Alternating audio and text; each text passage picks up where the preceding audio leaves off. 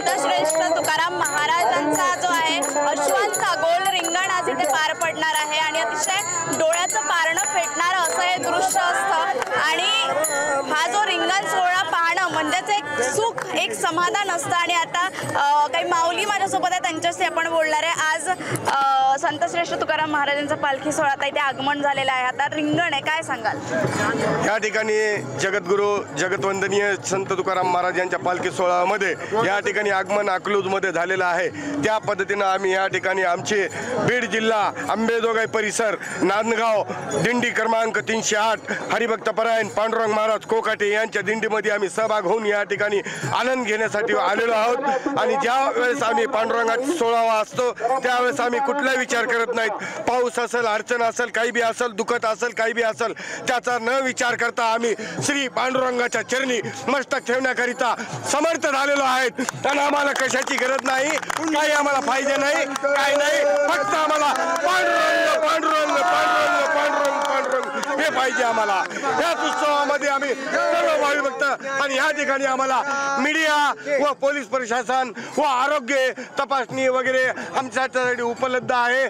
आणि भावी भक्तांनी आमच्यासाठी एवढी व्यवस्था केली की आज आम्ही पांडुरंगापाशी हे शब्द म्हणू शकत नाहीत, त्याकरिता आम्ही या ठिकाणी समर्थ आहेत। आणि पांडुरंग आमच्या समजा मदतीसाठी आमच्या धावून येणार आहे। एवढ्या जनतेला सांभाळणारा आमचा पांडुरंग भारत जग सर्व या देशातील सर्व लांब लांबून संत महंत या ठिकाणी उपस्थित झालेले आहेत आणि या उपस्थितीमध्ये सर्वजण मिळून या ठिकाणी आम्ही आनंद उत्सव साजरा संत तुकाराम महाराज ज्ञानेश्वर महाराज पांडुरंग महाराज यांची आम्ही कौतुकाने या ठिकाणी आम्ही घोष करतो। रामकृष्ण हरी माऊली, रामकृष्ण हरी माऊली।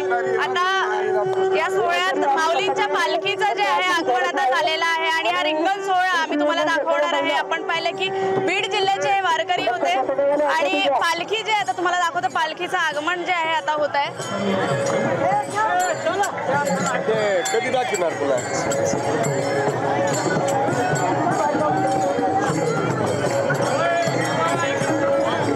आधी अश्वांचं रिंगण होईल, आधी अश्व जाईल, त्यानंतर पताका घेतलेले वारकरी तुळशी वृंदावन घेतलेल्या माऊली जातील, त्यानंतर विनेकरी वारकरी असा हा सोहळा असणार आहे। आणि आता आपण रिंगणात आहोत आणि इथे आपण बघू शकतो की वारकऱ्यांचा जो आनंद आणि उत्साह आपल्याला इथे पाहायला मिळत आहे। टाळ मृदुंगाच्या तालावर ठेका धरत हे वारकरी जे आहे विठ्ठल नामाच्या भक्तीत जे आहे तल्लीन झालेला आहे। आता आपण संतश्रेष्ठ तुकाराम माऊलींचा जो रिंगण सोहळा आहे त्या रिंगण सोहळ्यात आपण आलेलो आहोत आणि आपण बघू शकतो की अतिशय आनंदमय आणि भक्तिमय वातावरण अकलूज इथे झालेलं आहे। डोळ्यांना पारणं भेटेल असा हे दृश्य आता आपण पाहतोय।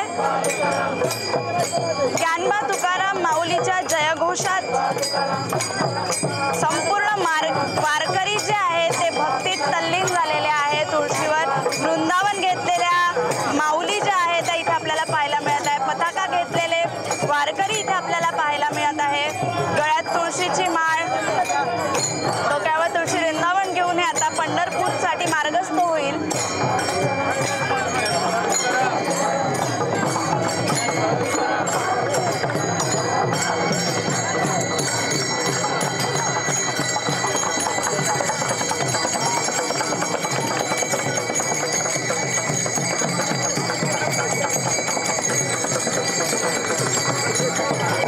अतिशय सुंदर डोळ्याला पारणं फेटणारा हा सोहळा असतो, तो बघणं अनुभवणं एक वेगळं सुख असतं असं म्हणायला हरकत नाही। कारण हा वारीचा सोहळा जो आहे तो आपल्या महाराष्ट्रात घडतो, आपल्या महाराष्ट्रात रंगतो। ऊन पाऊस, आता पाऊस पडायला सुरुवात झाली आहे तरी वारकऱ्यांच्या चेहऱ्यावर सुखाची आनंदाची भावमुद्रा आहे आणि याचं कारण आहे कमरेवर हात ठेवून उभा असलेला विठुराया, जो यांची अक्षरशः मायबापासारखी आईसारखी जे आहे काळजी घेतात, रक्षण करतात।